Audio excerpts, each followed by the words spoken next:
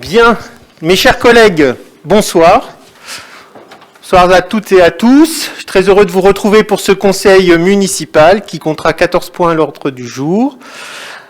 Nous avons 4 personnes dans le public, c'est une grande première par rapport aux fois précédentes. Je les salue chaleureusement, ainsi que Monsieur Lavrard qui a changé de côté, mais qui est toujours présent pour relayer nos informations. Et cette séance, comme ce fut le cas les 2 dernières fois, est retransmise en direct grâce à la société Rue de Ville-des-Prods, et c'est Alex Guerrier qui est avec nous ce soir, qui nous accompagne à nouveau. Je l'en remercie et j'espère que nous n'aurons pas de problème technique.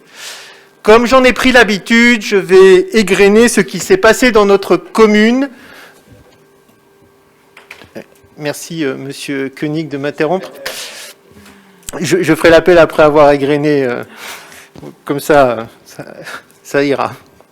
Je vais donc passer en revue les principales actualités que nous avons eues dans notre commune. Tout d'abord, nous avons eu la joie de créer l'Office municipal des sports de Ballon-Miré, qui a eu son assemblée générale constitutive le 25 mai dernier. Vous savez que c'était dans nos propositions et sous la houlette d'Éric Gégaud, délégué au sport, nous avons travaillé avec l'ensemble des clubs sportifs pour créer cet office municipal des sports. Pourquoi ? Bien, tout d'abord, pour soutenir le sport, 2458 pratiquants sportifs à Ballon-Miré, auxquels s'ajoutent les 569 collégiens, soit 3027 pratiquants qui utilisent les installations balanaises. Et l'OMS de Ballon-Miré sera un lieu de partage, d'échange, de travail collectif pour travailler sur les différents projets. Vous savez que nous avons en perspective la construction de complexes sportifs. Eh bien, l'OMS travaillera au sein d'un groupe de travail pour élaborer ce complexe sportif, tout comme il travaillera sur la rénovation en particulier du gymnase Langlaine qui est en cours, mais aussi nous travaillerons à la création d'une soirée des trophées des sportifs, tout cela en fédérant les associations, 17 associations qui sont adhérentes à l'OMS et 9 membres ont été élus au conseil d'administration, élus à l'unanimité. Je vais les citer avant de vous présenter ensuite le bureau de l'OMS. Donc il y a au sein de ce conseil d'administration Édith Guillon, qui représente l'étoile balanaise de pétanque. Il y a Bertrand Ribaud pour le Ballant Judo Club, Geoffroy Bordy pour le RCB Tennis de Table, Patrick Dallière pour l'éducation canine, Dominique Garnier pour Ballon Rando, Sébastien Gaudré pour le Basket Club, Hervé Mandreux pour le Football Club de l'Ouest Tourangeau, le FCOT, Skander Jalal pour Ballon sur roulette, et enfin Mathias Julien pour le RCB côté badminton. Et à la suite du premier conseil d'administration, ont été élus comme président Sébastien Gaudré, comme premier vice-président Geoffrey Bordy, comme deuxième vice-président Bertrand Ribaud, comme secrétaire Patrick Dallière et comme trésorier Dominique Garnier. Je leur souhaite un bon travail. Je souhaite aussi un bon travail à Éric Gégaud, je le remercie, puisqu'il a travaillé pour préparer les statuts ainsi que le règlement intérieur de l'association, statuts qui ont été approuvés également à l'unanimité. C'est un vrai travail, c'est une nouvelle aventure qui commence et je suis très heureux que nous ayons cette structure qui nous permette de faire avancer le sport à Ballon-Miré. Nous avons eu aussi le lancement du Bidouille Mag au périscolaire maternel, une très belle initiative que les élus ont fait le choix de soutenir. Le Bidouille Mag est né d'une réflexion avec les animateurs.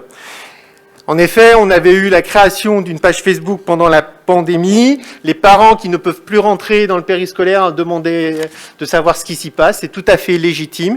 Et grâce à ce magazine, on peut l'appeler un magazine, l'ensemble des activités sont mises en avant et les parents sont très au courant maintenant de ce que font leurs enfants. Il y a même un flashcode qui est disponible pour pouvoir télécharger et accéder au Bidouille Mag. Et je tiens à remercier l'équipe des animateurs et Solène Marchand, adjointe en charge de l'enfance, pour la mise en place de ce journal qui sera publié régulièrement à chaque période de vacances. Nous avons également lancé le dispositif d'aide coup de pouce. Et quand je dis nous, c'est le CCAS naturellement qui est maître d'œuvre pour ce projet. Nous en avions parlé au sein du conseil municipal le 30 mars dernier. C'était plutôt au CA du CCAS à cette époque. J'en avais parlé le 1er avril en mandatant le CCAS de travailler sur ce dispositif d'aide en direction des jeunes étudiants qui sont particulièrement touchés par la crise Covid. Et donc, nous avons souhaité, et je parle sous le contrôle de la vice-présidente du CCAS à qui je vais donner la parole dans 30 secondes, nous avons souhaité mettre en place un dispositif simple, clair, facile d'accès, afin de répondre à cette urgence sociale en complément des dispositifs qui ont déjà été mis en place. Je laisse à Madame Fayolle le soin de préciser cela. Voilà, merci Monsieur le maire, bonsoir. Donc tout simplement, c'est un coup de pouce, comme l'a dit Monsieur le maire, qui vient en supplément ou en plus ou en appui, dites comme vous voulez, des dispositifs universitaires qui sont en place, qui fonctionnent, semble-t-il, bien. Donc nous avons juste, dans le formulaire à remplir par les étudiants, nous avons juste à vérifier qu'ils aient entre 18 et 25 ans, qu'ils aient une carte d'étudiant, que l'un des parents ou eux-mêmes soient résidents à Ballan, et qu'ils n'aient pas trouvé de job ou qu'ils aient perdu complètement ou partiellement celui qu'ils avaient avant. Je crois que j'ai fait le tour de la question. Est-ce que c'est moi ou Monsieur le maire qui précise? Nous sommes à 34 dossiers, 34 demandes, dont 3 qui demandent à être complétés et 1 que nous avons dû refuser parce que la demande en question, ce n'était pas un étudiant, c'était encore une lycéenne, pour être tout à fait précise. Voilà, ai-je répondu à votre question? Merci Madame Fayolle. Naturellement, les dossiers peuvent être encore déposés à l'adresse de la mairie où vous pouvez également venir à la permanence que les élus tiennent tous les samedis matins. Voilà, alors peut-être ai-je oublié de préciser que ce dispositif courait jusqu'en octobre. Merci de cette précision. Nous avons également, je change de sujet sans transition, nous avons également pu inaugurer la rénovation intérieure de la salle des Charmilles, qui est rénovée. Les salles peuvent rouvrir, être à nouveau louées. Eh bien, c'est une salle des Charmilles rénovée et embellie que les Balanais et les gens qui louent cette salle pourront profiter. Enfin, c'est encore quelques points, mais un point important, c'est la quinzaine du développement durable qui vient de s'achever. Elle s'est achevée samedi. Je dois dire que ça a été un très beau succès avec de multiples animations. Je veux remercier tous ceux qui ont préparé cette quinzaine du développement durable. Il y a donc naturellement Gilles Descroix pour la partie l'organisation globale, Solène Marchand qui s'est occupée de toutes les animations, elles ont été nombreuses en direction des écoles, et Rebecca Ferial qui a en particulier œuvré dans le cadre du CJB. Beaucoup d'actions ont été menées. On retiendra le ramassage avec l'opération Brouette qui a lancé cette quinzaine, l'inauguration des ruches, un travail avec la LPO pour les écoles, l'opération Capilum qui fédère, vous le savez, l'ensemble des coiffeurs de notre commune pour le recyclage des cheveux. L'entreprise a été présente vendredi toute la journée, a fait des animations dans les écoles, était présente aussi au marché le soir, qui a été aussi un très beau succès. Et ce rendez-vous Capilum était très intéressant. Nous sommes la seule commune d'Indre-et-Loire à avoir réussi à fédérer l'ensemble l'ensemble des coiffeurs pour le ramassage des cheveux qui sont ensuite retraités, transformés, soit en tapis de paillage pour garder l'eau, soit en produits à destination de la santé, et également en boudin pour lutter contre les marées noires. Et on avait un exemple encore aujourd'hui en Corse. Donc un beau travail qui a été fait pour cette première édition. Ça s'est fini samedi avec un tour en vélo qui a permis d'identifier des points d'amélioration. Donc la liste est maintenant connue. Nous aurons du pain sur la planche pour prendre en compte les demandes qui ont été remontées. Voilà pour cette quinzaine du développement durable qui a été un beau succès, qui n'aurait pas pu avoir lieu sans le soutien des services qui ont largement contribué à l'organisation de ces journées. Et bien sûr, comme partout ailleurs, nous avons eu le droit au déconfinement à Ballon-Miré. Et dans notre commune, cela s'est traduit par la réouverture très attendue des bars et restaurants. Nous avons été aux côtés de nos restaurateurs et cafetiers, puisque nous avons autorisé l'extension de terrasses en centre-ville pour leur permettre d'accueillir un maximum de clients. Et puis, la saison culturelle a enfin repris. C'était le 21 mai dernier, avec un spectacle tout seul, mais ça va, qui a été très apprécié, et nous aurons le 26 juin prochain Blancas en concert. Autre moment de bonheur partagé, c'était le 9 juin avec la rouverture des salles intérieures des restaurants, et là nous avons pu réouvrir notre restaurant municipal pour les seniors qui viennent manger. Ils étaient, je peux vous dire, pour les avoir rencontrés, très heureux de pouvoir se retrouver à nouveau, de rompre la solitude et de partager un moment avec des amis. Ça les a beaucoup manqué et je suis vraiment, vraiment heureux qu'on puisse réouvrir ce restaurant municipal. Alors, il y a eu entre-temps la cérémonie du 8 mai, dans un format réduit à la demande de la préfecture et dans un square des anciens de la FN qui a été rénové. Je vous annonce que pour le 18 juin, à ce stade, nous sommes dans le même dispositif que pour le 8 mai. Je suis intervenu auprès de la préfecture pour demander qu'on puisse accueillir plus d'élus, plus de Balanais. À partir du moment où nous réouvrons l'ensemble des activités, il me semble quand même normal de pouvoir faire une cérémonie dans des conditions pratiquement normales. Il y a eu également la collecte de la banque alimentaire qui a été organisée pour un total de 852 kilos de récoltés. Merci à l'ensemble des participants, puisque c'est utile. Ce qu'on a dit, c'est que malheureusement, les situations difficiles ne s'arrêtent pas avec l'été et qu'il faut continuer à pouvoir proposer des denrées aux ceux qui en ont le plus besoin. Nous avons deux bonnes nouvelles à vous annoncer. La première, c'est que suite à une intervention auprès de Touraine Logement, vous avez pu constater qu'il y a eu un nettoyage au Karcher qui a été réalisé sur les escaliers et sur la zone des logements qui se situent à côté de la mairie. Il reste à nettoyer la verrière. Touraine Logement cherche actuellement des solutions pour nous proposer une amélioration, puisque je ne suis pas satisfait de l'état de propreté de cette verrière.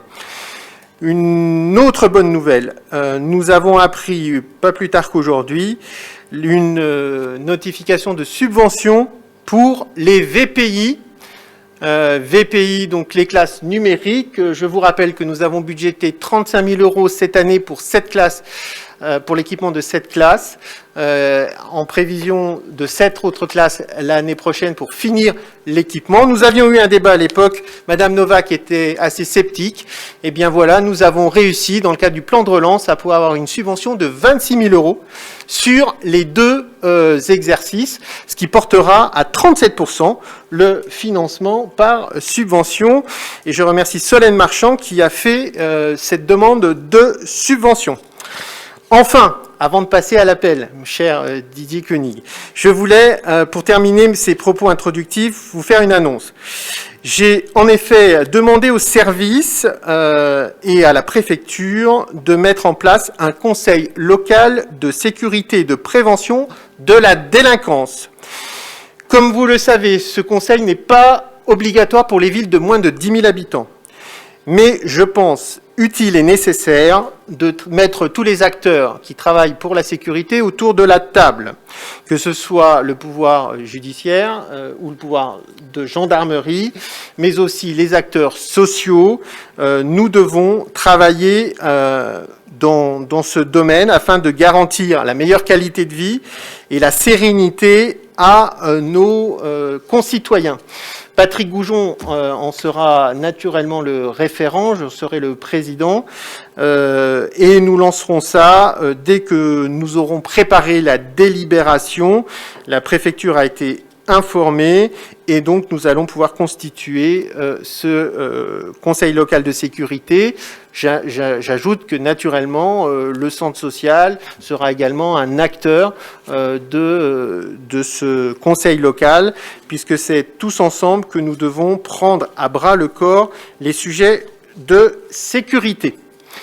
Voilà pour cette introduction qui était un petit peu longue, mais finalement, depuis le 1er avril, il s'est passé beaucoup de choses à Ballon-Miré. Beaucoup d'initiatives ont été prises, beaucoup de projets se structurent et se mettent en place, d'où cette liste un petit peu à la Prévert. Donc je suis prêt maintenant pour procéder à l'appel officiel pour ce conseil municipal. Laure Javelot. Présent. Frédéric Le Goff. Présent. Solène Marchand. Présente. Patrick Goujon. Présent. Anne Mettet. Présent. Mathieu Loget. Présent. Rebecca Ferial. Présent. Didier Koenig. Présent. Marlène Lacroix. Gilles Descroix. Natacha Fendant. Gérard Perrier absent a donné pouvoir à Monsieur Goujon. Sophie Blesson. Dominique Turcelin. Jacqueline Fayolle. Éric Gégaud. Coralie Louveau. Ludovic Desnoux. Brigitte Donneau. Jean-Michel Jahan. Annie Puybarreau. Serge Fougère. Nadine Novak. Christelle Bréchard. Didier Fortin absent a donné pouvoir à Madame Novak. Marine Pénoche. Nicolas Brice. Juan Carreno. Absent. Non excusé pour... avant que Madame Bréchard me pose la question. Secrétaire de séance, Monsieur Koenig, je propose, si vous en êtes d'accord. Si vous me le permettez, j'aimerais faire une petite intervention que m'a demandé de faire Monsieur Fortin, justement. Parce qu'il m'a demandé de vous préciser que s'il était absent, ce qui lui est arrivé très rarement depuis 26 ans qu'il est conseiller municipal, c'est qu'il avait pris ses dispositions pour être présent le 17 juin, date prévue après le changement de date des élections. Il n'est pas disponible ce soir et regrette fortement, ainsi que nous, qu'après le mail du 15 avril envoyé par le secrétariat général, aucune autre information ne nous ait été officiellement transmise. C'est sur Facebook le 28 avril que nous avons appris que le conseil municipal aurait lieu ce jour. Marine Pénoche a immédiatement fait un retour que je vous lis. Bonsoir, vous nous avez communiqué la date du 17 juin à 18h30. Faut-il comprendre que la date et l'horaire viennent d'être modifiés? Aucune réponse n'a été apportée à son message et aucune information officielle du changement de date ne nous a été communiquée après ce texte. Donc vous qui contestiez la communication via Facebook et avez mis en cause la fiabilité des réseaux sociaux lors de la question diverse sur la jeune fille importunée à un arrêt de bus, nous nous étonnons que vous comptiez uniquement sur une information Facebook pour avertir de ce changement de date du conseil municipal. D'autant que tout le monde, moi par exemple, ne va pas sur Facebook. Nous espérons donc qu'à l'avenir, ce genre, on va appeler ça un dysfonctionnement, ne se reproduira pas. Merci. Bien, je vous remercie Madame Novak de cette introduction qui montre encore une fois l'état d'esprit.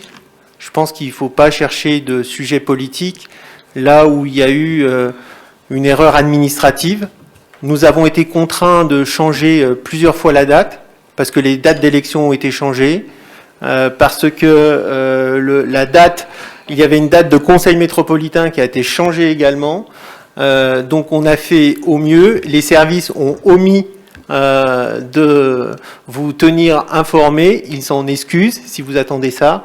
Mais je pense que c'est pas la peine d'en faire un débat politique pour une erreur simplement matérielle.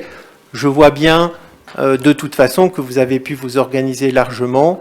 En cette période électorale où il y a plein de réunions, je vois que tout le monde est présent et que, comme vous l'avez dit, l'information, vous l'aviez depuis bien longtemps et donc vous avez pu vous organiser en conséquence et je m'en félicite. Je vais donc... Ça n'appelle pas de réponse. Je vous propose donc maintenant de soumettre le compte-rendu du précédent conseil municipal, donc du 1er avril, aux voix. Avez-vous des remarques sur ce compte-rendu? Pas de remarques. Qui est contre? Qui s'abstient? Eh bien, je vous remercie. Nous allons donc pouvoir commencer cet ordre du jour avec la question numéro 1, dont le rapporteur sera Monsieur Koenig, qui concerne la mise en place d'un hébergement exceptionnel et transitoire en complément des dispositifs existants mis en œuvre par l'État et le Conseil départemental. Monsieur Koenig, je vous donne la parole. Merci beaucoup, Monsieur le maire. Bonsoir à tous et à toutes. Donc effectivement, ce projet rentre pleinement dans le projet santé sociale que nous portons depuis 1 an, que nous avons écrit. Alors je ne vais pas vous le lire en entier, mais juste les points qui rejoignent bien le projet qui est soumis en délibération. Le principe de base, c'est l'humain au centre. Et je pense qu'avec ce projet, on est vraiment au cœur de cela. Et dans l'introduction du projet, il va de soi que le projet santé sociale va particulièrement être attentif aux personnes fragilisées, quelles que soient les causes de cette situation.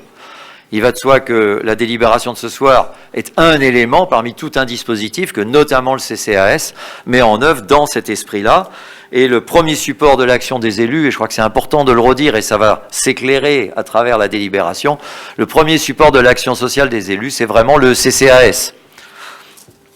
Alors, sur cette délibération, j'ai envie de tout de suite vous donner quelques échos à partir carrément de la convention de gestion, parce que finalement, la convention de gestion résume assez bien ce que vous êtes invité à voter réellement au niveau de la délibération. Il s'agit bien de se donner un lieu, deux lieux, pour accueillir des personnes de Ballan qui se retrouveraient dans des situations dramatiques. Et malheureusement, la presse, la radio, la télévision nous font écho d'un certain nombre de situations qui peuvent donner l'impression qu'elles se multiplient, c'est pas le débat, mais il est vrai que des Ballanais peuvent se retrouver brutalement dans une situation à ne plus avoir de toit. Et on a eu, il n'y a pas si longtemps que ça, une situation qui a été dans ce cas-là, avec un incendie, ou qui peuvent se retrouver expulsés de leur logement, non pas par les systèmes administratifs, mais plutôt par des situations familiales. Donc ça nous semblait important de pouvoir offrir aux Ballanais un lieu qui permette de tout de suite répondre à une urgence. Et le document, la convention de gestion, va expliquer que la mairie étant propriétaire de ces 2 logements, eh bien la logique était de se dire... On est propriétaire en tant que municipalité, c'est pour ça que c'est important que le conseil municipal s'exprime, mais on va confier au CCAS la gestion de ces 2 lieux dans la mesure où c'est vraiment l'esprit et la finalité du CCAS dans laquelle, je rappelle, il y a des élus de la majorité, élus de la minorité, mais aussi des professionnels du social qui vont apporter eux aussi leur regard sur cette gestion de ces 2 logements. Alors, c'est donc une convention, puisque c'est celle-là qu'on vous demande de valider, ou en tout cas d'autoriser le maire à la signer. C'est une convention entre la commune de Ballan-Miré et le centre communal d'action sociale, les 2 ayant leurs instances de décision. Ce soir, c'est le conseil effectivement municipal de la commune, et il y aura très rapidement, pour ne pas dire demain, tout simplement demain soir, le conseil du CCAS qui validera aussi cette décision, qui l'accueillera et qui en donnera peut-être un peu plus de précision que ce qu'on va faire ce soir. Et donc la commune de Ballan-Miré souhaite confier au CCAS la gestion de 2 logements. 2 logements qui sont actuellement inoccupés, qui le sont depuis assez longtemps. Et si je me souviens bien, la première commission Solidarité Vivre Ensemble a été déjà l'occasion d'évoquer ces 2 logements Et je me souviens qu'effectivement, Madame Novak, qui était avec nous dans la réunion, nous a dit, mais on a effectivement ces 2 logements. Bon, il y avait tout à mettre en œuvre, et je vais évoquer rapidement la complexité de cette mise en œuvre, mais on avait ces 2 logements qui effectivement étaient vides et qui se prêtaient assez bien à un tel projet. Et donc, il s'agit de ces 2 logements inoccupés, d'en faire, dont la commune est propriétaire, d'en faire un hébergement d'urgence et temporaire. Ce sont 2 mots qui sont importants, qui vont cadrer le fonctionnement, hébergement d'urgence et temporaire. Il s'agit d'y loger en effet à titre temporaire des personnes en situation d'urgence, et un règlement intérieur que va valider, travailler le CCAS et valider le CCAS, on va leur proposer, permettra de préciser exactement le fonctionnement de ce dispositif. Et la convention qu'on vous invite à valider va d'une part définir les conditions d'accueil dans les 2 appartements, au moins en donner les grandes lignes, et la nature et l'étendue des concours apportés par la ville au CCAS, et réciproquement, puisqu'il s'agit bien d'un échange d'activités autour de ces 2 logements. Il y a donc bien des engagements mutuels qu'il vous faut valider. Alors, dans le document que vous avez eu, se le précise, les 2 logements, c'est un studio de 13 mètres carrés et un type 3 de 60 mètres carrés. Après avoir étudié les différents coûts sur la ville de Ballon-Miré, et particulièrement dans les logements sociaux, on a pu évaluer à peu près un loyer qui nous semblait mensuel, charges comprises, qui nous semblait assez cohérent dans une logique de logement d'urgence, évidemment. Un studio donc qui sera à 150 € par mois et un type 3 à 350 € mensuels, mais je vous rappelle qu'il s'agit bien de logements temporaires et d'urgence, donc ça peut être pour 3 jours. Hein, c'est pas, on est obligé de donner un montant mensuel, mais la finalité n'est pas d'installer des personnes à long terme. Mais il faut bien se donner un outil. Ces 2 appartements sont donc affectés en logement pour occupation temporaire, si vous en êtes d'accord, si vous validez cette convention. Toute personne, et ça c'est important de donner un peu un cadre théorique aux personnes concernées, toute personne sans aucune autre solution, notamment des personnes dont le logement est devenu soudainement inhabitable, ou sans hébergement suite à des conflits familiaux ou toute situation laissée à l'appréciation de Madame la vice-présidente du CCAS, peut bénéficier de ces logements temporaires, sachant que bien évidemment le CA du CCAS viendra valider, il y aura un échange qui permettra de valider ou d'interroger le choix qu'a pu faire Madame la Présidente, mais il fallait bien avoir un système d'urgence pour définir en urgence. Donc s'il fallait réunir le CA à chaque fois qu'il y avait une décision à prendre, ça serait effectivement compliqué. Donc le CCAS peut par contre aider les occupants de ces logements, puisque le loyer est dû, les 2 studios, le studio et le logement appartiennent à la mairie, mais par contre, les occupants peuvent être aidés, puisqu'il s'agira peut-être de situations qui, humainement, financièrement, ne seront pas possibles pour eux, et donc c'est au CCAS, mais qui a l'habitude d'apporter une aide pour les démarches administratives, parce que la situation de ces personnes nécessitera certainement un accompagnement administratif et on les orientera vers la MDS, vers tous les services sociaux du département, ou vers des bailleurs sociaux ou une autre structure si nécessaire pour trouver une solution, puisqu'il s'agit bien, que je le rappelais dans le projet santé sociale, c'est aussi d'accompagner humainement les personnes pour répondre à une situation d'urgence, mais pour les aider à sortir de cette situation et à redevenir autonomes, et je crois que c'est important dans la dignité de l'homme. Le concours apporté par la ville est listé. S'il y a des questions, je pourrais revenir évidemment sur ce qui a été marqué dans la convention. Et de même, le concours apporté par le CCAS, ça permet de bien définir les rôles de chacun, les droits et les devoirs, entre guillemets, de chacun. La durée de la convention est indiquée 1 an renouvelable par tacite reconduction dans la limite de 3 ans. La mairie se réserve le droit de remettre en question, éventuellement, et en fonction de ce que le CCAS donnera comme écho aussi du fonctionnement, de pouvoir qu'on revienne devant le conseil municipal pour réinterroger et redébattre de ce dispositif. Voilà, donc je termine là-dessus en vous disant que la délibération vise à autoriser le maire ou son représentant à signer cette convention de gestion annexée ici, conclue entre la ville et le CCAS, ainsi que tous les documents qui seraient afférents à cette affaire. Merci, Monsieur Koenig, pour cette présentation précise. Est-ce qu'il y a des questions ? Pas de questions, pas d'intervention. Donc, je pense que c'est, là encore, un pas en avant, une action concrète à destination des Balanaises et des Balanais qui pourraient en avoir besoin, selon les accidents de la vie. Et je me réjouis de la mise en œuvre par le CCAS de cette solution d'hébergement. Merci beaucoup pour le travail accompli, puisqu'il y a eu beaucoup de recherches pour trouver la bonne organisation pour ce dispositif. Je vais donc soumettre aux voix. Qui est contre? Qui s'abstient? Eh bien, je vous remercie. La décision est acceptée à l'unanimité. Nous allons passer au point suivant, la question numéro 2, qui appellera une présentation à double voix. D'abord, Mathieu Lauget, complété par Monsieur Gégaud, qui concerne un appel à manifestation d'intérêt concurrent pour la construction, l'exploitation et la maintenance d'une ombrière photovoltaïque. Bonsoir à tous. Je vais vous présenter ce projet d'ombrière à La Haye. Ce projet est caractéristique des projets que nous souhaitons développer. Améliorer des conditions pour les usagers, avoir des investissements maîtrisés et apporter sur ces projets une dimension de développement durable. Monsieur Gégaud vous indiquera ce que va apporter cet équipement au club sportif l'Étoile Balanaise.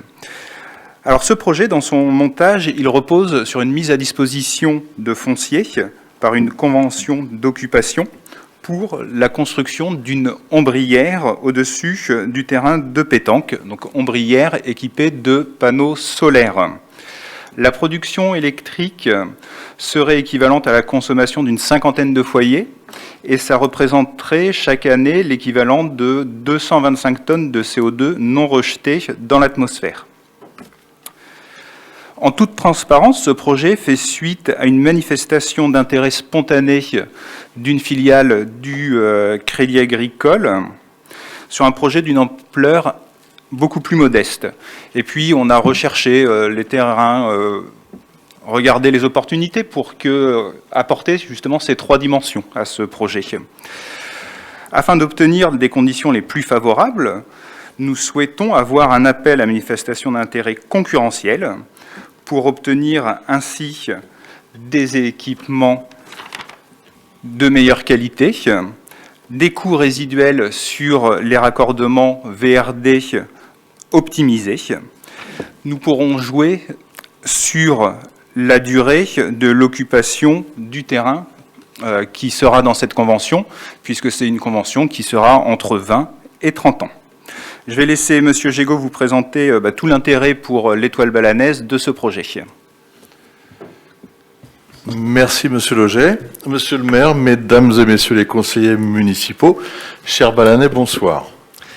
Nos installations sportives de La Haye comportent, comme vous le savez, des terrains de pétanque où peuvent s'exercer le jeu provençal et la pétanque traditionnelle. L'Étoile Balanaise de pétanque, club adhérent à l'Office municipal des sports de Ballon-Miré et affilié à la Fédération sportive et gymnique du travail ainsi qu'à la Fédération française de pétanque et de jeu provençal, regroupe une centaine d'adhérents et ouvre ses installations les lundis, mercredis et vendredis, après-midi pour les entraînements. Les jeudis, samedis et dimanches sont réservés aux compétitions où se rencontrent 32, 64, voire 128 équipes en doublette ou en triplette. Nos installations sont donc pleinement utilisées, tant ce sport connaît un véritable essor, depuis qu'il est notamment envisagé de l'inscrire comme sport olympique. Les principaux problèmes pour la pratique de ce jeu en extérieur sont les fortes chaleurs ou les pluies incessantes. Dans le premier cas, les risques sanitaires type AVC sont évidents.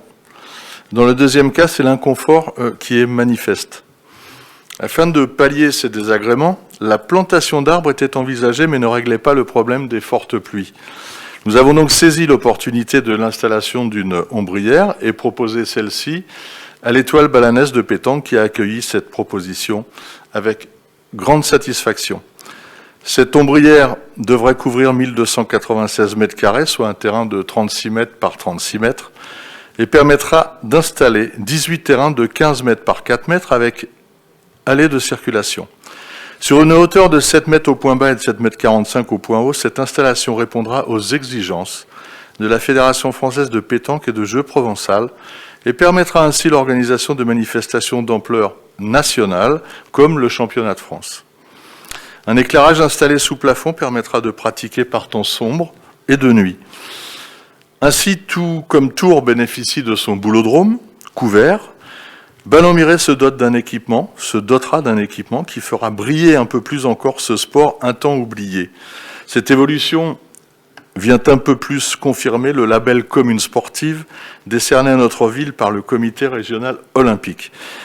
Merci de votre attention et vive le sport. Bien, merci. Est-ce qu'il y a des questions, des interventions par rapport à ce sujet, Monsieur Brice?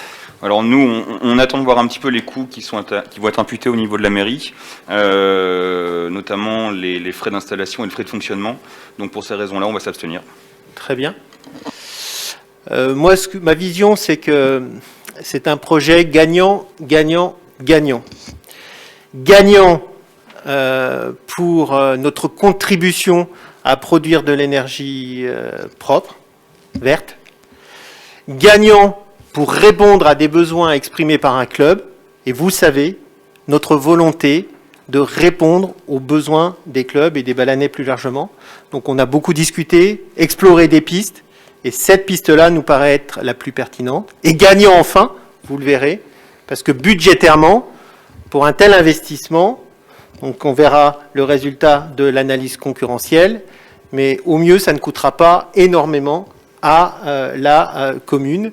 Et donc, on verra à la fin, quand on aura les résultats, mais vous pourrez, je le pense, voter un vote positif lorsque nous en serons à la concrétisation avec l'opérateur qui aura été choisi. Donc, je mets officiellement au vote qui est contre, qui s'abstient, 1, 2, 5 voix. Et qui, eh bien, donc voilà pour le décompte.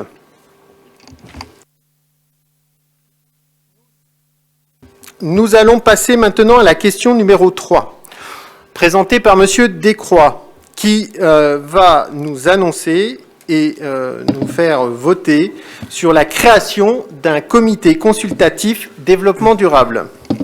Oui, bonsoir à toutes et à tous. Donc effectivement, depuis le début de notre mandat, la question du développement durable, c'est vraiment un sujet transversal que notre équipe place au cœur de ses politiques municipales. En plus, sur Ballon-Miret, on a la chance d'avoir un certain nombre d'habitants et d'associations qui travaillent sur des initiatives individuelles ou collectives sur ce sujet. Et ça, c'est quelque chose d'important. On souhaite l'accompagner, parce que effectivement, ces initiatives individuelles et collectives, c'est ce qui fait la richesse aussi de notre commune. Et nous, en tant qu'élus, on se doit d'accompagner ces actions-là. Donc évidemment, nous, dans notre programme, on avait placé un certain nombre d'actions, comme je le disais tout à l'heure, qui sont transversales à l'ensemble des politiques qui sont menées par notre équipe. Donc pour ce faire, la municipalité a souhaité créer un comité consultatif dont le sujet principal sera le développement durable. Donc, concrètement, c'est quelque chose de très cadré. Donc, c'est un comité qui sera présidé de droit par Monsieur le maire, avec un vice-président qui sera désigné parmi les élus. Et cette commission, ou ce comité, comportera 3 collèges. Donc, un collège d'élus, avec 4 élus de la majorité, enfin 4 élus titulaires et 4 élus suppléants. Donc dans ces 4 élus titulaires, il y en aura 3 de la majorité et 1 de la minorité. Et même chose pour les élus remplaçants. On aura également un deuxième collège où seront représentées toutes les associations balanaises dont je parlais tout à l'heure, qui sont engagées dans ce sujet ô combien important du développement durable. Et il y en a beaucoup, je les citerai tout à l'heure. Et puis enfin, on aura un dernier collège de citoyens, des citoyens qui se sont portés volontaires, puisque nous avons lancé un appel à candidature.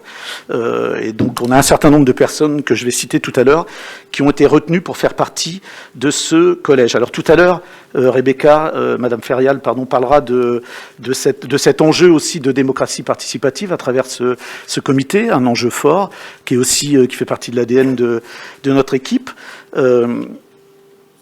Mais pour pouvoir mener ça à bien, il faut donc qu'on crée cette commission. Alors, je vais vous lire concrètement tous les gens qui vont faire partie de cette commission, parce que comme on est sur une liste nominative, c'est important de citer tout le monde. Alors, donc, Je vous demande donc d'approuver la création d'un comité consultatif consacré au développement durable, ce soir d'en fixer la composition comme exposé ci-dessus et d'en désigner les personnes suivantes. Alors la proposition pour le collège des élus. Comme élu titulaire, Madame Javelot-Laure, Monsieur Loger Mathieu, Monsieur Gilles Descroix, Madame Marine Pénoche. Comme élu suppléant, Madame Anne Mété, Monsieur Serge Fougère, Madame Marlène Lacroix et Monsieur Nicolas Brice. En ce qui concerne le collège des associations, donc participeront à ce comité l'association pour un cadre de vie préservé à Ballon-Miré, la LPO qui est la Ligue pour la protection des oiseaux. Alors c'est une antenne de la LPO qui est sur Ballon-Miré. L'association de défense de l'environnement de Ballon-Miré, ADEB, Ballon Bio Solidaire qui porte la MAP et également Ballon Rando. Et enfin pour le collège démocratie locale regroupant les citoyens, donc nous aurons Monsieur Christophe Hanbic, Monsieur Christian Roy, Monsieur Dominique Jeannot, Marianne Juguin, François Sarrazin, Franck Sémard, Michel Gégaud, Marie-Yvonne Henry, Jules Leguerne, Agnès Pelletier-Gall, Antoine Perrin, Martine Denior et Bertrand Rousier. Donc vous voyez qu'à la lecture de cette liste, on a une vraie dynamique autour de cette question-là. Je ne vais pas revenir sur la quinzaine qu'on a vécu du développement durable, mais je voulais juste rajouter une petite chose, c'est que, effectivement, comme l'a dit Monsieur le maire, et je crois que c'est important, on a réussi à fédérer à la fois des citoyens et des associations autour de cette question-là. Et c'est bien ça aussi, nous, ce qu'on souhaite vivre à travers les politiques qu'on met en place. Voilà. Je vous propose donc de voter cette délibération.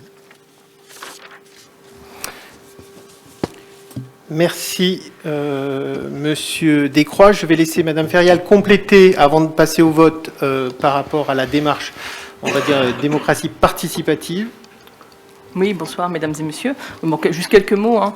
Donc, comme nous l'avions annoncé effectivement dans notre programme électoral, nous avons vraiment le souhait de développer la démocratie participative en associant un maximum les balanais aux réflexions ainsi qu'aux projets de la municipalité. Donc l'année passée et son contexte sanitaire particulier n'ont pas permis de mettre en œuvre cette démocratie participative, mais aujourd'hui on peut s'y atteler, c'est ce qu'on fait. Donc comme l'a dit Monsieur Descroix, le premier outil qui va être déployé, ce sera donc ce comité consultatif en lien avec le développement durable. D'autres outils de démocratie participative seront progressivement mis en place au cours de ce mandat, comme le budget participatif. Je suis persuadée que ces dispositifs feront émerger de beaux projets, profitables aux balanais et surtout par la parole des balanais. Voilà. Merci. Merci Madame Ferial. Je vais donc soumettre aux voix... pardon, Madame Novak. Non, juste un petit mot qui n'est pas polémique. Monsieur Descroix, à la commission, nous avait dit que cette liste n'était pas forcément fermée. La question, c'est est-ce qu'il faudra une délibération à chaque fois qu'une association, une personne souhaitera rentrer ou sortir, voilà, ou est-ce que c'est davantage ouvert? Oui, alors l'objectif, effectivement, c'est qu'on reste sur quelque chose de souple. Si on a des personnes qui veulent intégrer, alors évidemment, on ne va pas le faire peut-être à chaque conseil municipal, mais on aura peut-être des dates un peu tout au long de notre mandat, et on pourra intégrer des associations qui le souhaitent ou des citoyens sous forme d'une délibération. Mais ça reste quelque chose de souple, parce que ça se veut être ouvert. On est bien d'accord.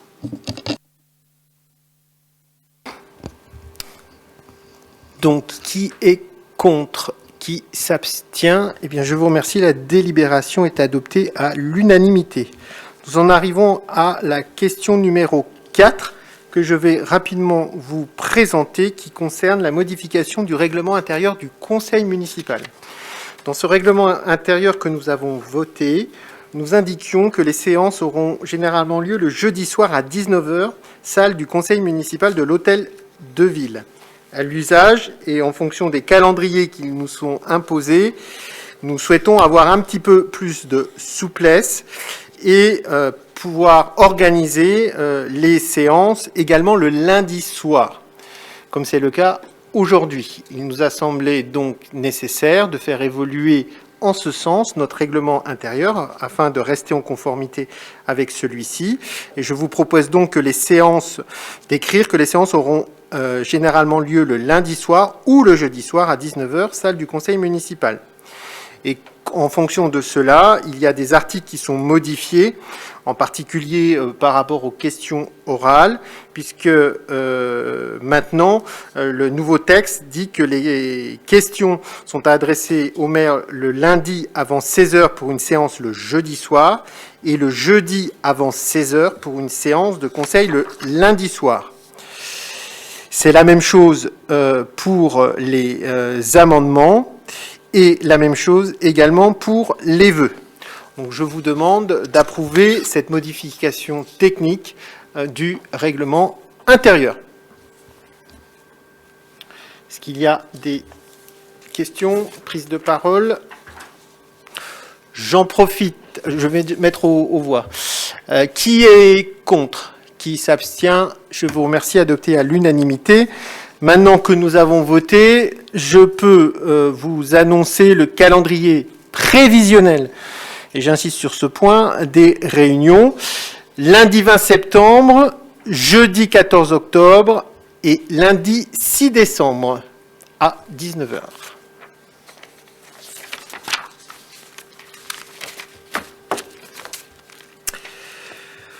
Nous allons passer à la question 15 qui sera présentée par Monsieur Lauget, 5, pardon, j'ai dit 15.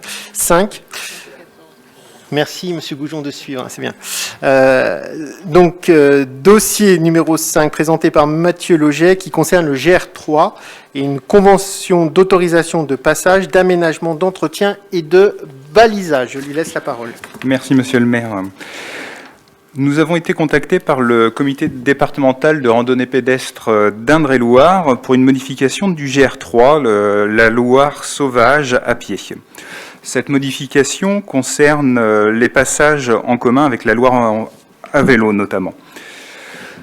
La modification qui est proposée dans la convention, c'est au niveau du lieu-dit Les Granges pour un passage le long du Cher sur le chemin de halage. Et il y a également une modification pour envisager un passage le long de la Boire de la Futambre, ce qui permettra de mettre en valeur la faune, la flore du Cher et des rivières. Et puis, ça aura une deuxième dimension, c'est au niveau de la Loire à vélo, qui est très sollicitée. Ça permettra une meilleure dissociation des flux, des cyclistes, des sportifs, des randonneurs, des promeneurs. Ça permet d'offrir une réelle alternative à ce niveau. Donc, il vous est proposé d'approuver la convention jointe à vos dossiers et d'autoriser Monsieur le maire à la signer. Merci, Monsieur Lauget. Y a-t-il des demandes de prise de parole? S'il n'y en a pas, je vais soumettre au vote. Qui est contre? Qui s'abstient? Eh bien, je vous remercie. Adopté à l'unanimité. Question numéro 6 que je vais vous présenter et qui concerne la désignation des membres de la commission locale d'évaluation des charges transférées, dit la CLECT, qui a été mise en place par Tours Métropole Val-de-Loire par rapport au transfert de personnel au moment de la création de la métropole. Et je vous propose de désigner moi-même comme représentant titulaire et Madame Laure Javelot comme représentante suppléante au sein de la CLECT. Est-ce qu'il y a des demandes de prise de parole? Qui est contre? Qui s'abstient? 5 voix d'abstention. Je vous remercie. Nous allons passer à la question numéro 7 qui concerne la modification du tableau des effectifs avec la création et la suppression de postes que je vais vous présenter. Alors, nous avons une création de poste avec un poste de technicien à temps complet et une suppression de poste d'ingénieur principal à temps complet. Cette modification est liée au départ en retraite de M. Feuillâtre, remplacé par Mme Florence Servenon, qui garde son poste, mais il y a quelqu'un d'autre qui va venir remplacer Mme Servenon, d'où la création de ce poste de technicien à temps complet. Et c'est Mme Claire Barou qui nous rejoindra, je l'espère, dès le 1er juillet. d'où la modification à partir du 1er juillet. À compter du 1er septembre, création de poste d'un adjoint d'animation à temps non complet à raison de 90% et d'un adjoint administratif principal deuxième classe à temps complet. Et une suppression de poste d'un directeur périscolaire contractuel. Donc il y a une suppression qui est compensée par la création de postes, puisqu'il s'agit, nous avons fait le choix de pérenniser un emploi et de stagiairiser Cassandra Correa, qui fait un boulot, on en a parlé à travers le bidouille mag il y a un instant, qui fait un boulot très intéressant, qui est très motivé. Et je crois que le rôle de la collectivité, c'est aussi de pouvoir, quand c'est possible, pérenniser des postes et proposer sur le temps long une carrière à cet agent. Et nous avons également, comme c'était prévu au budget, pour la création du poste d'adjoint administratif qui concerne le recrutement de Séverine Ernaud au poste de communication. Voilà pour ces modifications de poste. Est-ce que vous avez des questions ? Je vais donc... Madame Novak. Oui, pardon. Oui, c'est avoir une petite précision. Donc, le poste de directeur périscolaire, ça correspond à celui d'adjoint principal deuxième classe, c'est ça, si je... Ça correspond à adjoint d'animation à temps non complet à raison de 90%. D'accord, non complet. Oui, voilà, ok. Bon, et puis sinon, vous nous aviez dit la dernière fois qu'il y aurait que la prochaine fois, il y aurait une modification d'effectifs, on aurait le tableau complet. On ne l'a pas encore. Donc, ça sera bien de l'avoir un jour. Oui, je note ce point, je pensais que vous l'aviez. On fera en sorte que vous l'ayez. Pas de problème. Donc, je n'ai pas soumis au vote. Donc, je vais faire voter. Qui est contre? Qui s'abstient? Eh bien, je vous remercie. Nous allons passer à la question numéro 8. Avec Natacha Fendant qui va intervenir concernant le règlement de fonctionnement de la crèche familiale et du multi-accueil. Oui, donc nous allons parler des règlements de fonctionnement. Alors, il ne s'agit pas de lire les deux règlements de fonctionnement de la crèche familiale et du multi-accueil, ils sont assez denses. Nous allons juste rappeler que la crèche familiale est une crèche individuelle et collective, donc où les enfants sont accueillis chez l'assistante maternelle, et le multi-accueil, c'est un accueil collectif où les enfants sont accueillis dans l'enceinte de la maison de la petite enfance. De même que la crèche familiale, les enfants sont accueillis sur des temps de regroupement aussi avec les assistantes maternelles. Donc, ces documents sont conformes à la législation en vigueur, bien sûr. Ce règlement de fonctionnement définit les modalités de fonctionnement et d'organisation respectives de la crèche familiale et du multi-accueil. Ce travail a été effectué en collaboration avec les services de la PMI et de la CAF, afin de rédiger des documents précis, clairs et actualisés. Il fixe précisément les règles et assure la connaissance par les différentes parties de leurs droits et obligations respectives. Donc, nous allons expliquer les principales nouveautés apportées concernant le multi-accueil, qui est la création d'un accueil exceptionnel ou d'urgence. Donc, il s'agit d'enfants qui n'ont jamais fréquenté la structure et pour lesquels les parents souhaitent un accueil d'urgence. Cet accueil il est limité dans le temps et d'un mois reconductible. Nous avons aussi l'administration des médicaments sur une courte durée avant l'accueil de préférence. C'est souhaitable, c'est un confort en fait pour l'enfant.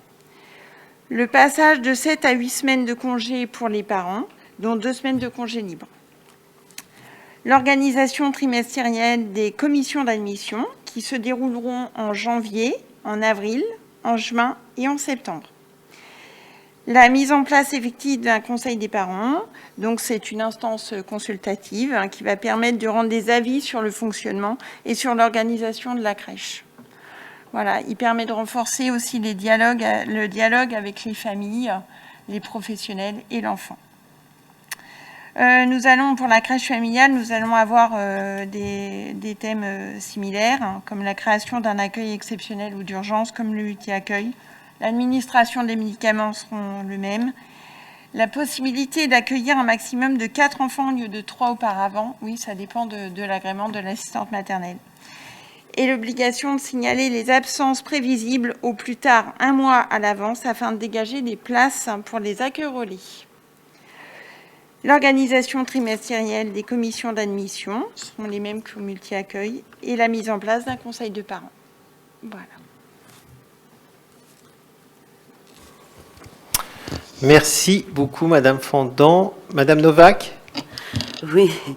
Bon, je reviens sur le mot principal nouveauté avec les termes création d'un accueil exceptionnel et d'urgence, parce que cet accueil, il existait déjà, et donc c'est pas la création, c'est la poursuite de quelque chose qui se faisait. D'ailleurs, en commission, le terme de création n'a pas été utilisé, il n'est pas dans le règlement. Et donc, il n'y a pas création d'un nouveau service, c'est la continuité d'un service. Les accueils en urgence ont toujours existé. Alors, le dernier, le règlement de fonctionnement du multi-accueil et de la crèche familiale, il n'est pas indiqué. Il y a uniquement l'accueil régulier, l'accueil occasionnel. Bien, donc... Pardon, donc je vous prie de m'excuser si c'est le cas, parce que je n'ai pas relu l'ancien règlement, mais dans la réalité, évidemment que ça existait, parce que malheureusement, on a parfois des cas, et on n'a jamais refusé un enfant qui se présentait. Très bien. Merci, Madame Novak. Il y a eu un gros travail de révision ou presque de création de ce règlement, ces règlements intérieurs. Moi, je voudrais remercier Natacha Fendant qui s'est impliquée, je crois même au-delà de son rôle d'élu, et je l'en remercie sincèrement pour le travail qu'elle a fait, avec le support en particulier de Monsieur Ono, que je souhaite remercier pour cela. Ce travail a permis de reclarifier l'ensemble des points et naturellement a été présenté au personnel, et donc nous voilà repartis sur de bonnes bases pour la crèche et le multi-accueil. Merci beaucoup pour votre intervention. Là, en fait, l'importance de ce règlement de fonctionnement, c'est de définir vraiment le savoir-faire et le savoir-être du professionnel de la petite enfance et de sécuriser le parent. Voilà. Donc merci beaucoup. Je vais donc soumettre aux voix qui est contre, qui s'abstient. Eh bien, je vous remercie. Le point est adopté à l'unanimité. Nous allons passer à la question numéro 9 qui concerne l'accueil de personnes dans le cadre des dispositifs TIG et TNR. TIG, travaux d'intérêt généraux, TNR, travaux non rémunérés. Comme son nom l'indique, il s'agit d'accueillir des personnes qui ont une sanction pénale infligée par la justice et qui doivent travailler régulièrement pour une durée fixée par le juge, dans un organisme public, dans un organisme privé ou une collectivité ou une association habilitée. Il y a différentes sortes de TIG. Il peut être prononcé comme peine principale pour éviter l'emprisonnement, comme peine complémentaire, comme peine de conversion d'une peine d'emprisonnement ferme, etc. C'est le juge d'application des peines, saisi par le procureur, qui fixe, après le procès, le type exact des travaux à effectuer. Et donc ce travail peut consister à améliorer l'environnement naturel, à réparer les dégâts liés au vandalisme, à entretenir le patrimoine, à travailler auprès des victimes d'accidents de la route ou effectuer des actes de solidarité. La personne condamnée est contrôlée par l'organisme en faveur duquel le travail est accompli et par le juge d'application des peines. Les TNR, travail non rémunéré, se distinguent des TIG, puisque les TNR sont ordonnés pour des faits de moindre importance, avec un maximum de 60 heures à réaliser, alors que les TIG peuvent aller jusqu'à 400 heures pour un délit ou une contravention de 5e catégorie. Il me paraît important, dans l'ensemble des actions que nous prenons sur la sécurité, d'être aussi en mesure d'accueillir des personnes qui sont condamnées et doivent donner de leur temps de travail pour réparer Ça fait partie des dispositifs existants que nous souhaitons voir se développer, pas à grande échelle naturellement, mais à l'échelle qui est la nôtre à Ballan-Miré. Voilà l'objet de cette délibération qui doit nous permettre de rentrer dans le dispositif. Est-ce qu'il y a des questions, Madame Bréchat? Bonsoir. Juste une petite remarque. Cette convention existait déjà, effectivement. C'est une vieille convention que vous remettez au goût du jour, mais elle était déjà existante. Et juste une petite contribution que nous avons évoquée aussi en commission sur le fait d'être vigilant sur les tiges et les TNR qui seraient confiés en fonction des différents publics concernés. Par exemple, que quelqu'un qui aurait été condamné pour des actes de vol ne se retrouve pas au service technique et se voir confier des clés ou ce genre de choses. C'était juste un échange que nous avions eu en commission et donc on voulait faire porter au sein du Conseil. Oui, bien sûr, il faut tout à fait... Alors déjà, il faut un encadrement qui paraît important, et ensuite, effectivement, il faut des tâches et des missions adaptées à la situation. La délibération date de 1994. Il était nécessaire de la mettre à jour, en particulier avec l'installation du travail non rémunéré qui n'existait pas. Et lors du mandat précédent, il y a eu 2 TIG qui sont venus à travailler en mairie en 2014, en mai 2014, et en mars 2016 au niveau des espaces verts. En 2014, c'était au niveau du CTM. Voilà pour la précision sur ce sujet. Donc je mets donc aux voix. Qui est contre? Qui s'abstient? Eh bien, je vous remercie. La délibération est adoptée à l'unanimité. Nous arrivons aux 4 dernières délibérations et nous en avons pris l'habitude. La culture finit toujours ce conseil municipal. Et donc, je vais passer la parole à Madame Mettet pour la question numéro 10 qui concerne un don. C'est pas tous les jours qu'on a le droit à des dons quand même. Un don d'un jeu d'échecs qui est présent dans la salle, qu'on va peut-être pouvoir... Effectivement, donc ce jeu d'échecs dont il est question aujourd'hui se trouve derrière messieurs Goujon et Loget. Donc il s'agit d'un jeu d'échecs souvenir de voyage au Mexique qu'un Balanais, monsieur Viard, a à cœur de céder à la ville. Donc, nous l'avons fait estimer auprès du commissaire-priseur Émeric Rouillac. Il a une valeur résiduelle de 50 €. Il est en obsidienne noire, en onyx et en marbre. Donc, dans le cadre de la préservation d'objets d'art et d'objets de collection, aussi d'achat d'œuvres d'art, il est demandé donc aux membres du conseil municipal de bien vouloir se prononcer sur l'acceptation de ce don à la ville. Bien, merci. Des remarques? Je vais donc soumettre au vote. Qui est contre, qui s'abstient. Je vous remercie. Décision adoptée à l'unanimité. Et en votre nom à tous, je remercie Alain Viard de ce don qui complétera, nous avons déjà un jeu d'échecs, qui complétera notre collection naissante de jeux d'échecs. Et je vais alterner dans la salle d'attente de mon bureau ces jeux d'échecs. Voilà. Nous allons passer à la question numéro 11 qui concerne les tarifs de la médiathèque, tarifs 2021-2022. Madame Mettet. Oui, alors les tarifs de la médiathèque sont votés en même temps que les tarifs de la saison culturelle, et ce pour une cohérence sur la structure de la parenthèse. Donc, comme vous le savez, un des piliers de la politique culturelle à Ballan-Miré repose sur la lecture publique et les animations autour de la lecture publique. Donc, il est proposé aux membres du conseil municipal de se prononcer sur les tarifs de la médiathèque et ses services pour la saison 21-22. À noter que ces tarifs ne présentent pas d'augmentation depuis l'ouverture de la parenthèse en novembre 2016. Donc, je ne sais pas si vous voyez bien sur le tableau, ça me semble peut-être un peu petit. Juste pour mémoire, pour une lecture à l'année et l'emprunt de tout document, que ce soit en lecture ou en format numérique, Les plus de 18 ans, habitants de métropole, paieront 11 € à l'année.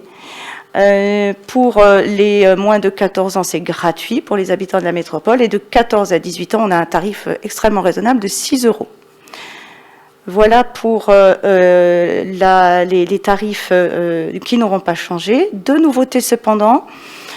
Nous souhaitons mettre en place une caution pour les prêts de consoles Xbox One ou PS4 à 150 €. C'est un nouveau service qu'on offre aux Balanais. Il s'agit de consoles qui sont, on va dire entre guillemets, un peu dépassées, puisque nous renouvelons régulièrement le parc de consoles. Ça permettra aux Balanais de pouvoir emprunter ces consoles contre une caution, bien entendu. Et puis également le remplacement des DVD perdus. Donc il y a un forfait de 40 €. Alors vous penserez peut-être que c'est plus cher qu'un DVD qu'on achète dans le commerce. C'est bien, c'est normal, puisque en médiathèque, quand on achète un DVD, on achète aussi les droits d'utilisation publique. Donc forcément, c'est un peu plus cher. Donc ces deux modifications pour répondre à des situations qui sont quand même très à la marge.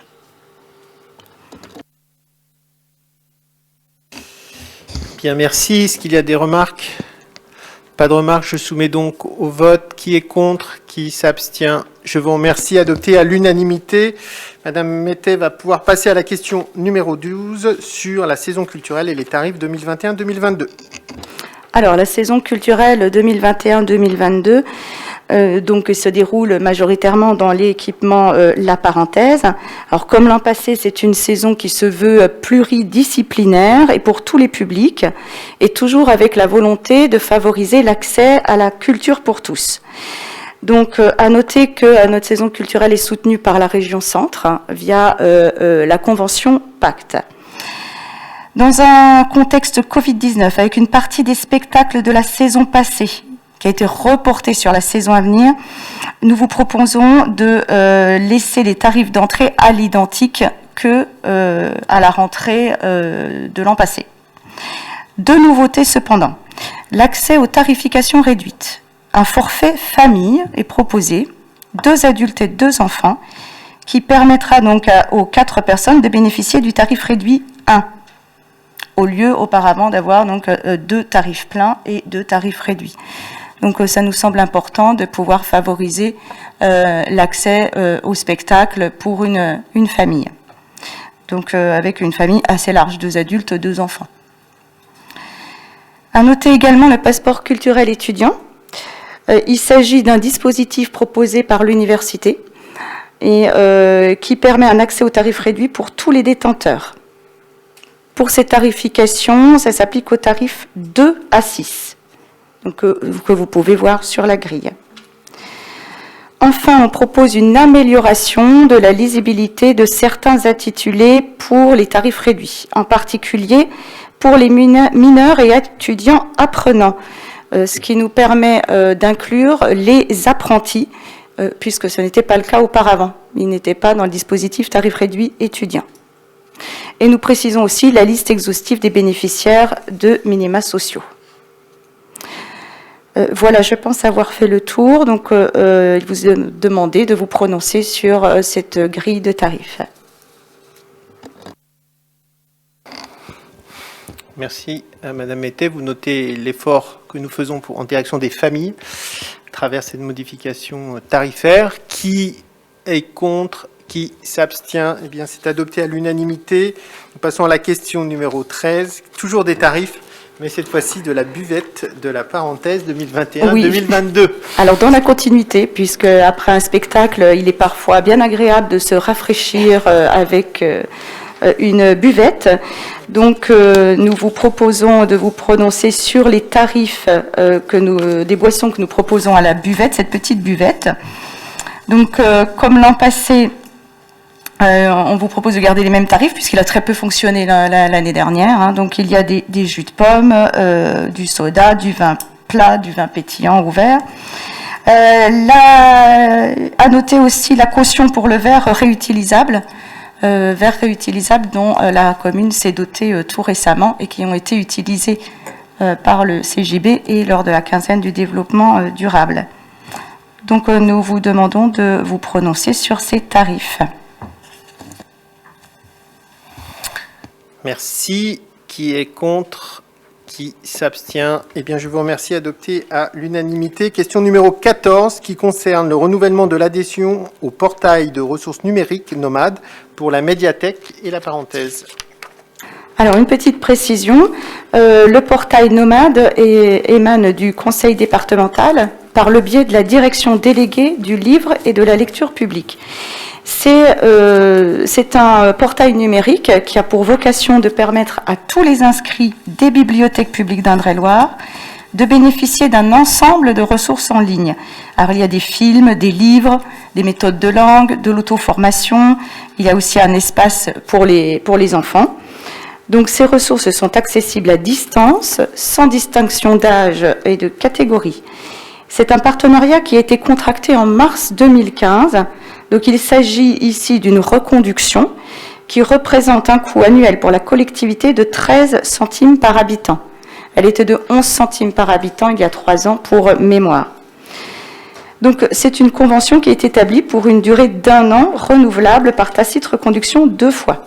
Donc, une durée maximale de 3 ans. Donc, nous vous proposons d'approuver le renouvellement de la convention pour l'accès aux services numériques Nomade. Merci, Madame Mettet. Y a-t-il des remarques? Pas de remarques. Qui est contre? Qui s'abstient? Bien, merci. Décision adoptée à l'unanimité. Voilà qui épuise l'ordre du jour des 14 points, mais qui ne finit pas ce conseil municipal. Nous allons, comme nous en avons l'habitude, faire un point métropolitain.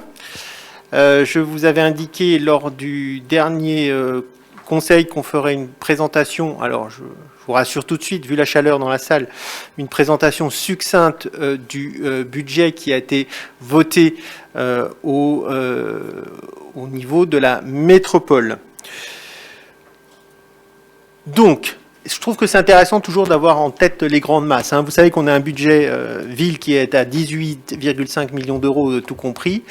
Là, on est en fonctionnement à 222 millions d'euros, plus 135 millions d'euros d'investissement, ce qui vous donne une idée de la différence d'échelle métropolitaine par rapport à notre commune.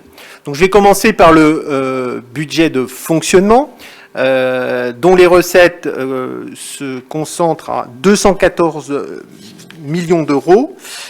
Et dans ces 214 millions d'euros, je mets à votre connaissance que les recettes fiscales, dont une grande partie touche les entreprises, s'élèvent à 143,3 millions d'euros.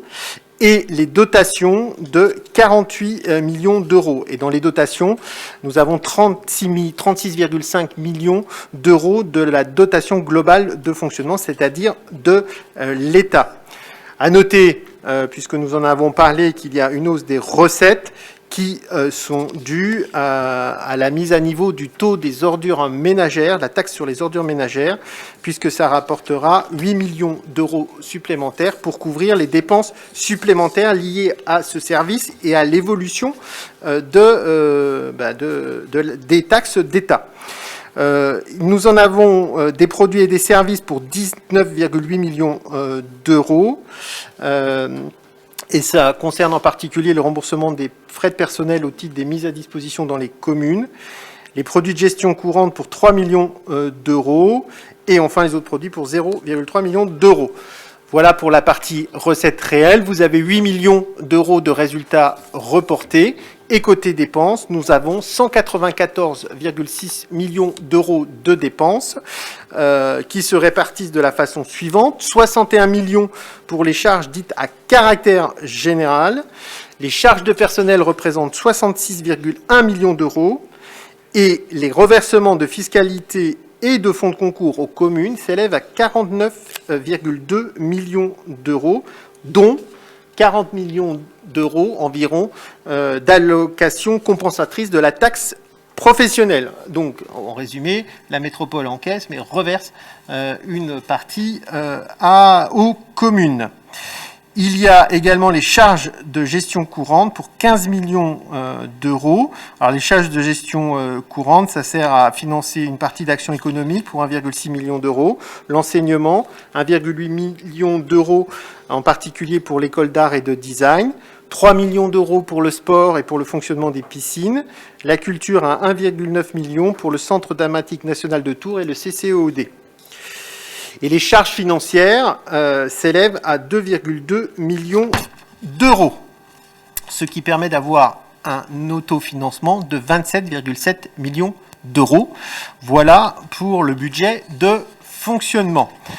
Vous retrouvez d'ailleurs, et je vais passer à la section d'investissement, vous retrouvez ces 27,7 millions d'euros dans l'autofinancement et vous avez également 63,7 millions d'euros de participation, subventions et autres recettes. 7 millions du solde d'investissement de l'année dernière et 36 millions d'emprunts qui sont réalisés. Réalisés pour quoi faire? Pour financer 120 millions d'euros de dépenses d'investissement avec différentes actions, des actions de soutien à l'entrepreneuriat et aux entreprises pour 8,4 millions d'euros, le soutien à l'innovation, la recherche et l'enseignement supérieur pour 3,4 millions d'euros. On soutiendra en particulier l'extension de Polytech Tours pour 700 000 euros, le développement touristique pour 1,2 million d'euros, le financement de l'aéroport pour 5,5 millions d'euros, les actions de transition écologique pour 2,9 millions d'euros, qui regroupe un certain nombre de dépenses, et on a des premières dépenses liées au projet alimentaire territorial dont nous avons une présentation en séance. Le plan de prévention des risques pour 6,9 millions d'euros, en particulier pour la prise en charge du plan de prévention des risques technologiques de Primagaz et du déménagement d'entreprises sur une autre zone. Les actions en matière d'énergie, de réseau de chaleur pour 1,2 million d'euros. Les obligations en matière d'eau pluviale pour 1,3 million d'euros. La gestion durable des déchets pour 6,6 millions d'euros. GEMAPI pour 1 million d'euros en forte progression et les crédits sont nécessaires à l'exercice de cette compétence. Vous avez un gros pavé pour la politique globale d'infrastructure pour 17,2 millions d'euros avec des infrastructures, par exemple le pont Napoléon actuellement qui est fermé, il y en a pour 2,4 millions d'euros. Si vous écoutez France Bleu, vous savez que tous les matins, il y a un bouchon à la Membrole. On est en train de rénover la route pour 1,7 million d'euros. Aussi beaucoup de dépenses liées au schéma 2 roues en lien avec le tourisme à vélo, 3,6 millions d'euros. Et puis, vous avez les travaux et aménagements dans les communes pour 21,5 millions d'euros par rapport à les montants d'investissement de routes que nous avons également sur Ballan. Et puis, nous commençons à financer la deuxième ligne du tramway avec une contribution de 14 millions d'euros. À cela s'ajoutent les espaces verts, 1,2 million d'euros, l'aménagement urbain, l'habitat et les solidarités pour 7,7 millions d'euros, avec un financement particulier à l'accès au logement, à la qualité de l'habitat pour 6 millions d'euros, et les équipements culturels et sportifs, 10 millions d'euros. Vous avez la piscine de Fondette, les équipements sportifs de Druy et Parcé-Mélé, et les études pour un équipement sportif à Chanceau-sur-Choisy et à Ballon-Miré. Enfin, vous avez des crédits d'investissement pour les bâtiments métropolitains et améliorer nos infrastructures pour 4,7 millions d'euros. À cela s'ajoutent les restes à réaliser également et la partie emprunt des restes à réaliser. 135 millions d'euros d'investissement auxquels s'ajoutent les 222 millions d'euros pour le budget de fonctionnement. Je vous fais grâce du budget eau, assainissement, qui serait un peu long, mais il me semble intéressant d'avoir en tête quand même les grosses masses de la métropole qui, vous pouvez le constater, a une puissance financière d'un autre niveau par rapport à notre commune. J'ajoute, concernant la métropole, je passe une information. La métropole a signé, et sous la houlette de Cédric de Oliveira, a signé le nouveau contrat de région de solidarité régionale des territoires, CRST, qui a été signé à plus de 40 millions d'euros, je ne sais plus en tête le chiffre exact, et il a été fait le choix de flécher dans ce nouveau contrat, qui dure pour 5 à 6 ans, de flécher des gros projets métropolitains. Mais la conséquence, c'était de dire que les communes n'auraient plus accès au CRST. Et le choix qui a été fait par la métropole, c'est de créer un fonds spécifique de compensation de ce CRST qui a été décidé, qui est en train de se décider. Et pour Ballon-Miré, le CRST et donc le fonds métropolitain en remplacement du CRST sera doté d'une somme de 582 533 € qui nous permettra de subventionner des projets. Il y a un fonds... Il y a un règlement, mais qui permet d'être très large et très facile pour pouvoir financer nos projets tout au long du mandat. Donc c'est une excellente nouvelle et je remercie le président et l'ensemble des membres du bureau qui ont fait ce choix pour garantir à l'ensemble des communes des subventions pour pouvoir investir. Voilà en ce qui concerne la métropole. Avant de passer aux questions diverses, il y a les délégations du maire. Je ne sais pas s'il y a des questions. Si, quelques petites précisions, notamment sur la décision 19. Avoir des précisions sur bulle d'air, qu'est-ce que c'est? Attendez. Je trouve pas mon rapport, mais je vais le prendre.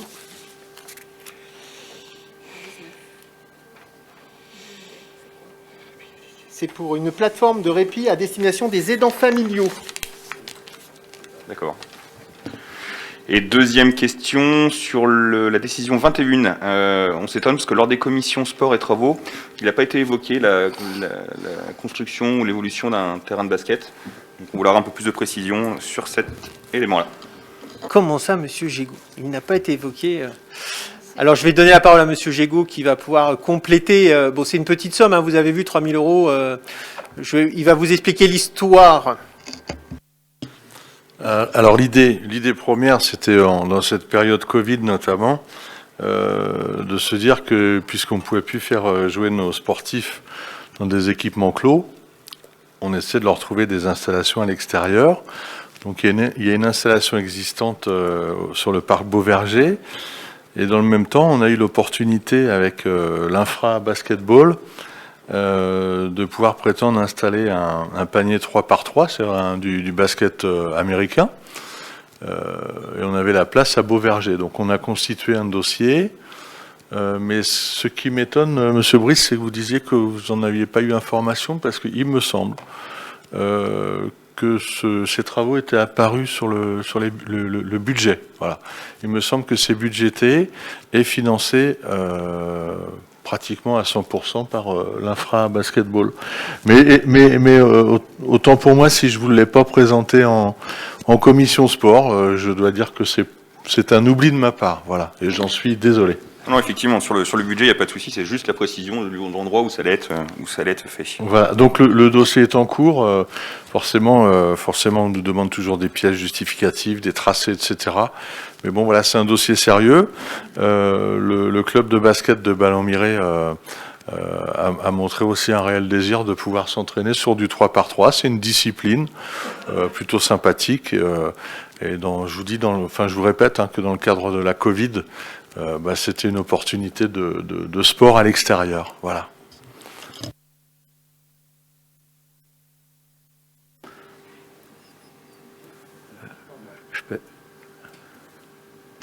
J'étais en train de faire le calcul, ce qui porte à 60% la subvention par rapport à cette dépense, puisqu'on aura une subvention attendue à ce stade de 2 049 € pour un budget de 3 408 €.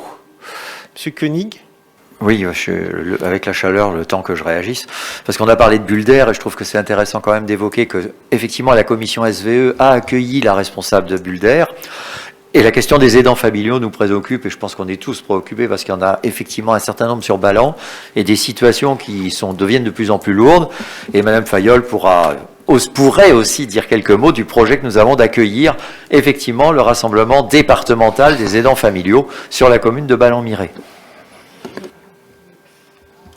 Peut-être simplement complété par le fait que le 6 octobre aura lieu sur le site du Golfe la Journée nationale des aidants, de laquelle nous sommes partenaires. Très bien. Encore un événement à venir à Ballon-Miré. Je pense qu'on a répondu à l'ensemble. Madame Novak? Bon, la dernière, justement, la demande de subvention DETR pour la vidéoprotection, dont on a déjà parlé. Est-ce que vous avez une idée de la période où seront installées les premières caméras par rapport à ces demandes? C'est une bonne question, ça. Franchement, je l'attendais et c'est une bonne question, vraiment. Nous avons déposé une nouvelle demande de subvention. Il ne nous a pas échappé que c'est dans le cadre de la DETR et pas dans le cadre du fonds FPD, du fonds FIPD, du fonds interministériel de prévention de la délinquance. Pourquoi ? C'est parce qu'au vu des montants demandés, il n'est pas possible, la préfecture me répond qu'il n'est pas possible de m'accorder une subvention, contrairement aux engagements visiblement qui avaient été pris, même si la demande de subvention n'avait pas été formulée à l'époque, et bien là, je dois dire que les services de la préfecture me disent, monsieur Chailloux, je suis bien désolé, mais si on vous verse la subvention, on prend l'ensemble du montant pour le département. Bon. Mais j'ai continué à pousser le sujet en disant, si pas de subvention, vous ne tenez pas vos engagements, bien la commune ne tiendra pas les siens non plus. Et donc nous avons discuté et j'ai reçu Madame la secrétaire générale de la préfecture en mairie où nous avons rebalayé le sujet. Et de cet entretien est ressortie la possibilité de soumettre une demande de subvention au niveau de la DETR cette fois-ci. Et je vous annonce que vous avez sur ce document une demande sur l'ensemble du projet, 300 000 €, mais qu'entre-temps, et vous le verrez lors du prochain conseil municipal, la préfecture est revenue vers nous en nous indiquant de demander la subvention pour le montant de cette année prévue, puisque j'avais segmenté en 3 pour pouvoir déjà passer dans le cadre du FIPD. Et du coup, on fera une demande de subvention aux alentours de 110 000 €. Enfin, elle a été refaite en juin. Là, ça s'arrêtait au 31 mai dans l'état des délégations du maire. Donc, on a redemandé une subvention en bonne et due forme au titre de la DETR pour 110 000 € environ. Et pour répondre à votre question, qui est ma préoccupation, je souhaitais commencer faire les travaux c'était avant l'été, mais si je commence les travaux, et vous connaissez bien le système, si je commence les travaux maintenant alors que tout est prêt, je n'aurai pas de subvention. Et donc, j'espère que la préfecture me répondra rapidement. C'est au titre de la DETR de cette année, c'est pas pour l'année prochaine, il reste toujours des montants, vous savez, des enveloppes, voilà. Et donc j'espère avoir une réponse rapide de la préfecture pour pouvoir mettre en œuvre le déploiement de la vidéoprotection. Je peux vous dire que nous n'avons pas ménagé nos efforts pour faire avancer ce dossier et faire en sorte d'avoir ce qui avait été promis. Et moi, je tiens à l'engagement, à la parole tenue. Et donc, à partir du moment où j'avais pu lire que la préfecture allait subventionner la mairie et la ville de Ballon-Miré, eh bien, je m'emploie à faire en sorte que cette promesse devienne une réalité. Voilà. Donc voilà pour les modifications. Nous allons pouvoir, les décisions du maire, nous allons pouvoir passer aux questions diverses. Première question. Finalement, nous retirons notre question, vu que Madame Fayolle, donc la question portait sur la publication sponsorisée sur Facebook concernant l'aide exceptionnelle pour les jeunes balanais. Et donc Madame Fayolle a répondu pendant le conseil aux questions que nous posions. Donc nous retirons la question. Très bien, je vous remercie.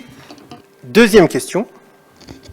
Alors une question, on se posait la question, pourquoi la municipalité ne s'est-elle pas positionnée pour acquérir le château de la Pasqueraie? Donc celui-ci, en fait, aurait pu permettre une restructuration du centre de loisirs, de l'école de musique, d'une salle polyvalente, etc., etc. Bien. Alors, je dois vous dire que la question s'est effectivement posée et nous en avons débattu au sein de notre groupe. Alors, dans un premier mouvement, on pouvait dire cet achat est très tentant. Mais notre responsabilité, qui a été la nôtre, a été de ne pas céder à un premier mouvement, parce que certains ont été visités, le château, et de peser précisément, factuellement, les avantages et les inconvénients, ainsi que les conséquences d'un tel achat. Je vais vous en dire quelques-unes. Ce château de la Pâqueraie, qui était en vente aux enchères, nécessite des travaux considérables pour être remis en état, avant de pouvoir être utilisable à quelque fin que ce soit d'ailleurs.